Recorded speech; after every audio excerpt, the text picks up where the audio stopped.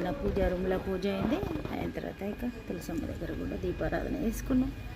ఇక కార్తీక దామోదరేనమో కార్తీక దామోదరేనమో కార్తీక దామోదరేనమో. ఇక ఇప్పుడైతే మరి మన ఉసిరి చెట్టు దగ్గర పూజ సంపూర్ణమైంది. ఇక ఈరోజు మన బ్రేక్ఫాస్ట్ పూరి ఇప్పుడే అయినాయి, కర్రీ కూడా అయింది.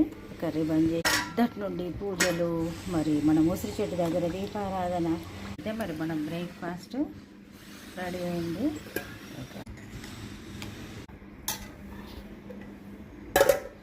ఇప్పుడైతే మరి బ్రేక్ఫాస్ట్ రెడీ అయింది కాబట్టి నేను బ్రేక్ఫాస్ట్ చేసేస్తా. స్టవ్ మీద టీ పెట్టిన ఆల్రెడీ, ఇక టీ కూడా రెడీ అవుతుంది.